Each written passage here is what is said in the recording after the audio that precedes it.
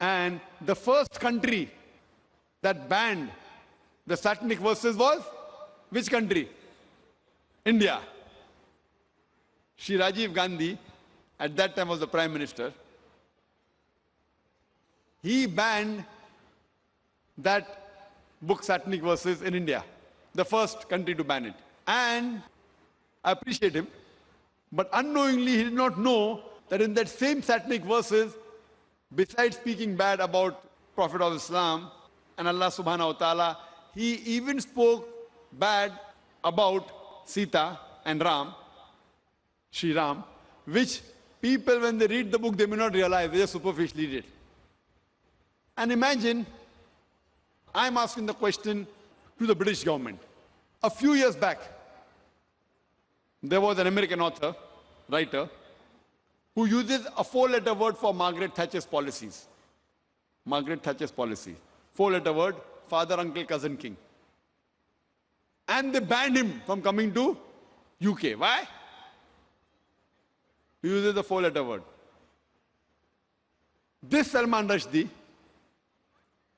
he uses the same word and makes it active, ing, many times for the British policy, for Margaret Thatcher, and he calls her, you know what, in his book, Maggie the bitch.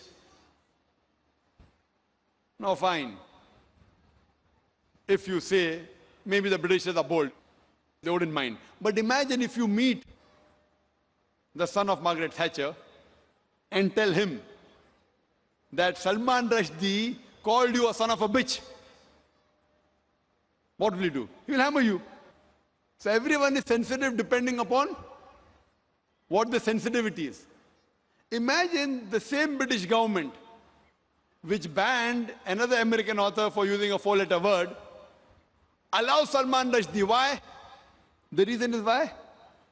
Because he abuses our Prophet Muhammad Sallallahu Alaihi Wasallam.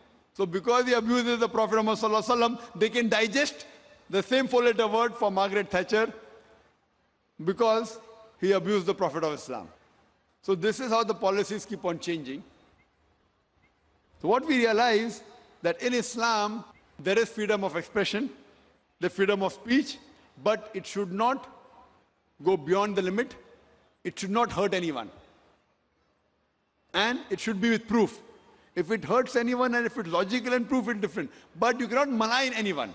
Maligning and backbiting is not allowed in Islam. So based on that, the Muslims, because Salman Rushdie, he maligned and he abused our Prophet ﷺ, that's the reason the Muslims felt bad and they agitated, which agree with it.